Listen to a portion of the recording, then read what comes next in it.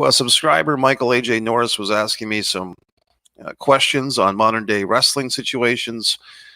The first thing is probably the most important for all wrestling fans, especially if you plan on watching that AEW All In pay-per-view, I believe on August 27th. Cash Wheeler having some real life issues come up. Apparently he was in Orlando, Florida, just a couple hours from me a few weeks ago, had some type of traffic situation, an incident, and Cash has been charged with, I think it's assault with a firearm. And then more details were revealed that apparently, as far as we know, he just kind of showed his weapon. Assumingly, I mean, just I hate to make assumptions, but why would you show your weapon to someone to a stranger like that? So I'm assuming this was not a good situation. Tempers flared, but it does not seem, at least from what we can tell, that Cash did any actual violence upon anybody, which is good. That's good for him. But still, the threat of violence, whatever the situation, it's not a good situation. And the question is, will he be able to even go over to the UK for this big match? The Young Bucks, I believe it's a ladders match against FTR. And it would be a real shame if Cash could not do it. I mean, that's the repercussions, folks, the circumstances. If you make a mistake in your real life, it affects your career. For wrestlers, just like every other people, it'd be a real shame if he misses the match, if FTR as a team misses the match, if the fans miss out on it. It definitely is a highlight of that card. I was just looking at that card the other day. On paper, to me, it's not a great card. Thanks, Scorpion fan, for checking in. I remember that you've been a good contributor in the past. CM Punk has had issues as well. Yeah, I don't know if CM Punk has had any legal issues, but he has been kind of, according to the reports and the antics of CM Punk, he's had some ego issues. He seems to be throwing his weight around on that Saturday program for AEW Collision. Like that's his show now, and he can kind of dictate who else appears on it. Even so far as to, guys like Nick Ziggler, who's a pretty Dolph Ziggler's little brother, not a very big name in AEW or anywhere in wrestling, the younger Ziggler, but I mean, the guy has a right to work if he's scheduled to work. Christopher Daniels, one of the agents, apparently, CM Punk has issues with him as well. Let's also remember, of course, that all this stuff that we hear through the wrestling grapevine, which all this information tends to come from Meltzer, and then people say what Meltzer makes stuff up. So who knows what's what? But from what we've definitely seen of CM Punk actually in the ring, he does seem to be throwing his weight around, and I'm not sure why Tony Khan tolerates it, except that Tony is a mark for wrestlers, and it could be a case as goofy as it is that Tony Khan allows these wrestlers to take advantage of him, and his good nature. And I think Tony Khan at his heart is a good-natured guy, but I think he might be a little awestruck, and that the action figures that he plays with are becoming alive. Let's see your next point of contention here, Scorpion fan. Bloodline story on hold now. Focus on Judgment Day. Will they hold up WWE fans like the Bloodline? That's a good question too, buddy, and that's a tough act to follow. I haven't been as enamored with the Bloodline as others have, but I mean, when you look at things, especially for me, the peak was the Survivor Series with that War Games, with Sammy and Kevin Owens, and then into the Royal Rumble with the Sammy Roman Reigns match at the Royal Rumble. I believe, wasn't that in Montreal? I mean, I think that was really the peak of the whole thing, which was the Sammy kind of getting under the skin or into the body of the Bloodline as an outsider, and then him eventually sticking up for his longtime, friend / foe, Kevin Owens, in the chair and everything. And I think, the WWE, I would say that they kind of dropped the ball. I mean, I think that Sammy was the hot hand. They just kind of assigned him to tag team action. They did allow him and Owens to win the tag belts from the Usos, but it was really a consolation prize. And this goes to another video of mine where I am predicting that Roman Reigns, one way or another, beats that Bruno record. And I will say this, that I think it's going to be, if you count Roman winning the Universal title, I think in the summer of 2020, that would be the start of it. And then he's got 7.5 years to go. And so then we're looking sometime in 2027, and we're in 2023 and almost the end of 2023 now. We're at the, past the halfway point. We're in the 8th month of August of 2023. I can definitely see Roman beating that record. Now, you could put an asterisk in front of that, because not all of that record would be the WWE, what I call the Bruno belt, the lineage title. You'd be starting with the Universal title, and then a couple of years into it, merging it with the traditional WWE title when he defeated Brock Lesnar in that merger match. That's what I call it, a unification. As far as the Judgment Day, I don't know. I guess I don't see. Maybe you see more of them. I don't watch SmackDown every single week. I do respect all the talents. Rhea Ripley has certainly gotten herself over. I do think Rhea Ripley is the breakout star of that whole group. I think Finn Balor is just a guy that they've kind of, once again, he's become, Jag, just another guy. Damian Priest, I think other people see more in him than I do. I see him as a guy that would be better served as a bodyguard, a henchman, occasionally dropping a big boot to someone's face. People got very excited about him losing to, Big Bunny or Bad Bunny at that show. I didn't quite see the appeal to it, to be honest with you. I mean, I don't see the appeal of losing to a celebrity like that. I know it's part of the WWE lore, going back to, Bam Bam Bigelow putting LT over, but I just don't see how people think so much of this Daniel Priest guy. So I'm not a big fan of the Judgment Day, to be honest with you, buddy. But maybe other people are. I did want to get onto this Cash Wheeler thing, because AJ Norris had some questions or some thoughts. Let's see. You heard WrestleMania 40 or Payback, Roman leaving for Hollywood like The Rock. They have dropped the championship or when Seth has main championship if they don't. Well, here's the problem, and I did address this in my video. I do feel like, with the limited schedule that he's been doing, Roman Reigns has been wrestling about once a month, at least on television, maybe twice. And wasn't there like 4 or 5 months ago that there was some announcement of Roman Reigns was cutting back his schedule? But he's pretty much kept the same schedule. I mean, it's been pretty easy. I mean, he does a lot of, promo stuff on SmackDown. But guess what, folks? The way that films work, if a film really wants a particular talent, an actor or a cameo or whatever, you don't necessarily have to be there for the entire duration of the filming. I'll give you an example from the wrestling world. MJF played Lance Von Erich in the Iron Claw. That's coming out in December. I'm looking forward to seeing that. But did we miss MJ off of television? I mean, did MJF dye his hair blonde to play Lance Von Erich in the Iron Claw? My point is, you'd be surprised. A wrestler can skip a couple of weeks of wrestling and still hold his title. He can go make a movie for 5 or 6 or 7 days. And I think you'd be surprised that they can pull this off. Roman could have a film career and still be, whatever you want to call it, the WWE Undisputed Universal Champion, etc. So we hear these things. We hear Roman could be leaving after WrestleMania 40, but what do we know? I mean, we just have to wait and see how it turns out. We also heard that the WWE was selling to Saudi Arabia about a year ago, and that didn't happen. Now, did it? So we hear things.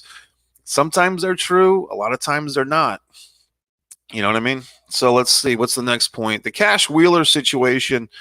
My buddy there, AJ, was wondering about Cash Wheeler, and that is a horrible situation. Apparently here in Florida, he had a situation, call it road rage or a traffic incident. Don't have the full details, except apparently he didn't, at least as far as I can tell, there was no physical violence upon anybody, and he did not use his gun, but he exposed his gun to somebody. And you would assume that was just not to show them the weapon, like, hey, check this out. It was some type of, threatening or felt like a threat to somebody.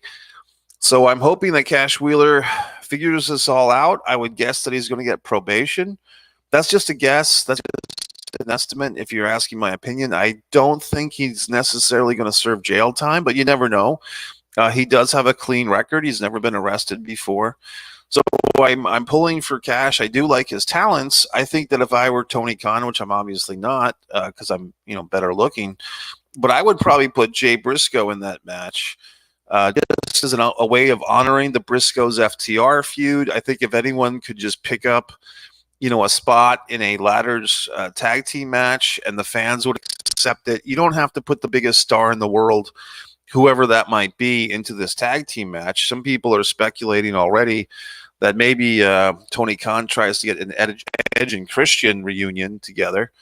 If Edge could even do that, which I don't know if he could.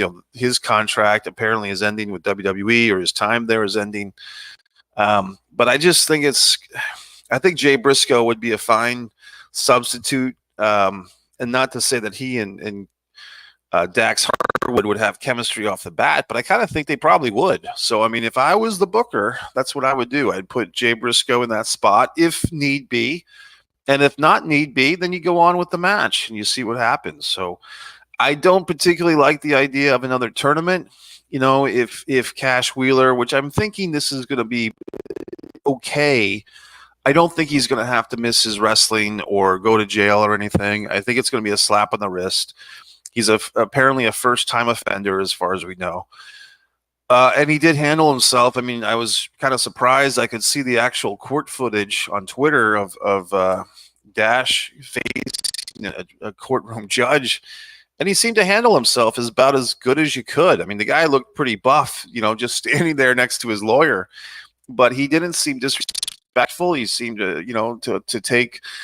I mean, I think a lot of times these judges want to see people take responsibility or take accountability for their actions, their mistakes, and I think he did about as much as you can in that little moment. So I'm pulling for Cash Wheeler. If he can't make the match, I say put Jay Briscoe in that match. If you have to let the Bucks win, let the Bucks win, and then they could always, get that FTR Young Bucks match down the road. I would say this. I was looking at that card, the AEW All-In card. I don't know. I mean, I haven't been watching religiously AEW for a while.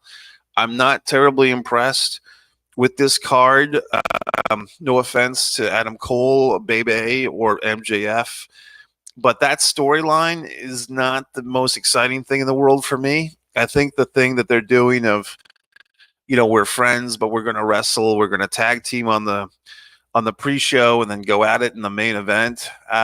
It's a lot of Adam Cole and a lot of MJF for my taste, and I guess I'm just not the biggest fan when you have of those two particular guys. I don't hate them. I don't love them.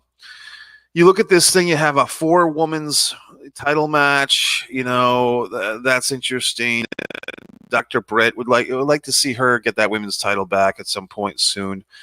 I guess Hikaru Shida, she's a very talented lady. I don't know if she's a ratings mover and a shaker, but she's there. Jericho and Ospreay is pretty interesting. I'm assuming that Ospreay is going to get the victory in that. Another Stadium Stampede, that could be interesting because the Blackpool Combat Club, still ridiculous that they're using that name because that's, Steven or William Regal's gimmick. And these guys, why are they even using that title? But they're in this Stadium Stampede thing with the Best Friends. Nice to see the Best Friends and the Lucha Brothers actually have a match on the show at least.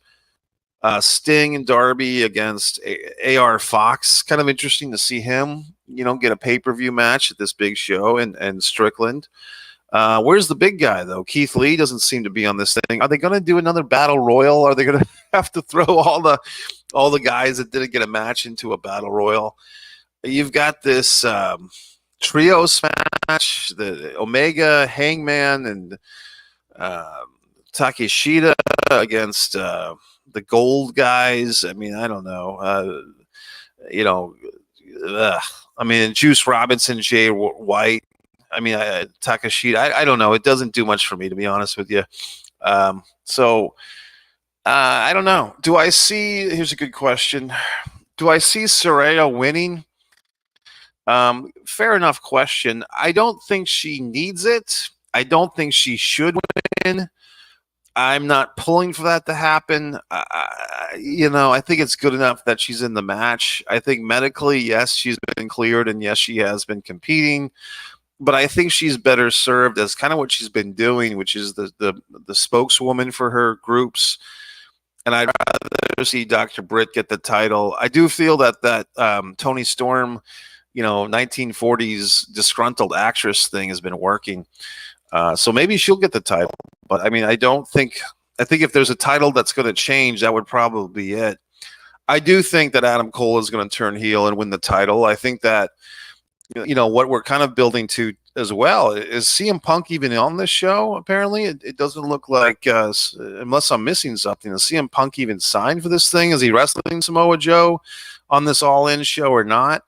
But I don't know. I mean, I think we're headed to MJF versus CM Punk, later in the year or even next year. But I think that they have to do something with good old MJF and Adam Cole first. I think they're going to swap the titles.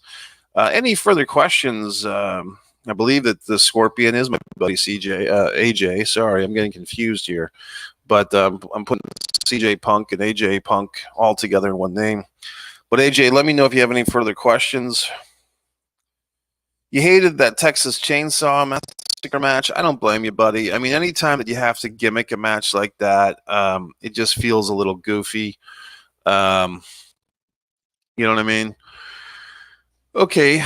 Any further questions, let me know. Also, I did want to let you guys know, I should have mentioned this earlier, on my YouTube channel here, I have all these NXT still photos. I went to 3 house shows of NXT, believe it or not, in the last month here in Florida. They were all fun, and it's kind of fun to go to these NXT shows. So if you look on my short section, you see these photographs that you won't see anywhere else from the NXT house shows. Good for him. One of the best matches was from Lakeland, Florida.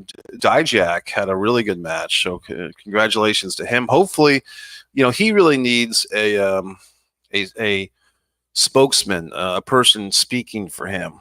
Dijak. Oh yeah, Brock. I thought I talked about Brock. I had some technical issues, buddy. So let's talk about Brock Lesnar. We've heard this retirement stuff from Brock before. I just think it's going to be more of the same. I think you're going to see between, say, 2 and 6 Brock Lesnar appearances or matches every calendar year. I think for the next 3 years. I think there's just too much money. It's too easy for Lesnar. Whenever he's in the ring, he's dictating the pace of the match, the physicality of the match. He's built up a lot of credibility and respect from his opponents, even though he tends to lose a lot. I mean, he lost to Seth Rollins at WrestleMania. He lost to Roman Reigns. Every time you see Lesnar, people go crazy for him. So I think him as a babyface for the next 2 or 3 years would probably work, but I think kind of like he did with Cody, he can kind of slip into heel mode for a certain program, let the guy get the better of him eventually, and then go back on his merry way. So I'm just not buying the retirement stuff. I also think he's too old for UFC. So I just think that Lesnar is just going to be more of the same. What do you see here, buddy? We got one final thing. Drew McIntyre leave WWE, go to AEW, or turn heel on Riddle and feud with him. It looks like Drew has re-signed with WWE, so I think, unfortunately, for a person like myself who enjoys when the wrestlers change companies, especially that Drew McIntyre seemed like he was a guy that would thrive in AEW. They could use a big baby face like that. Funny, makes me think of I was going to say Adam Bomb, but who's that TNT champion guy? I can't even remember his name. The guy that used to be MGF's bodyguard, the Symphony guy, the Symphony of Power Bombs. He's doing nothing. So I mean, Drew McIntyre, I'd rather see him go to AEW or just go to Japan or something. But he took the path of least resistance. He stuck with the WWE, and if he turns on Riddle, it'll be interesting.